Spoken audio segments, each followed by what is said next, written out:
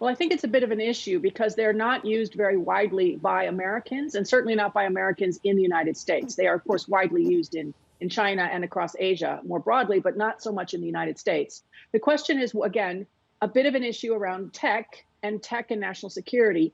What happens with the data? Who owns the data? Where is it hosted? What are the responsibilities of government around that?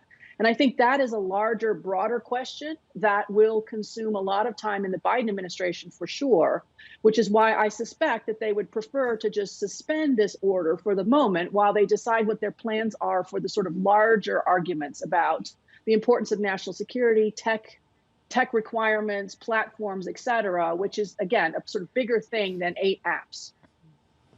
Deborah, hi, this is Christine. Happy New Year. Let's talk about the man issuing this executive order, President Trump. Last few weeks in office, whether it's delisting or, signing the executive order for these Chinese apps, how much of what he's trying to do is simply to make Joe Biden's job a lot harder when he takes over as president?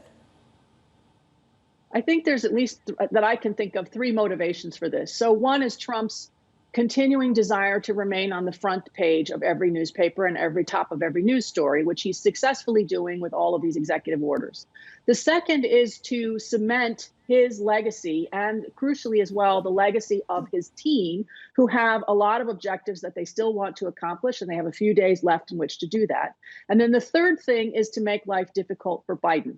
And I think you can see with the last couple of executive orders and the continuing ratcheting up of trade policies in particular against the Europeans, the French for digital services tax, against potentially Vietnam on Section 301, and against China, certainly.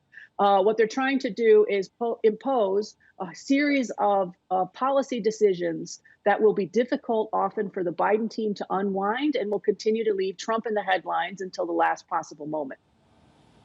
Okay, we were all caught off guard as well by this NYSE U-turn.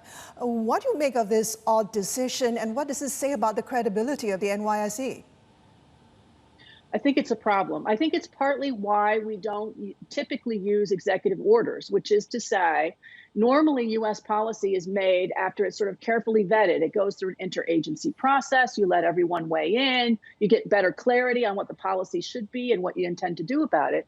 But with this particular order, you can see why it's dangerous to just have an executive order. It's ambiguous. It's unclear. We didn't get the stakeholders across the U.S. administration involved.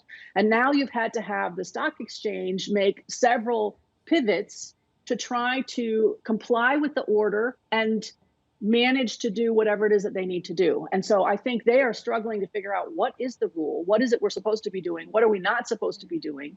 And I think there's not enough clarity because many of these executive orders are poorly drafted.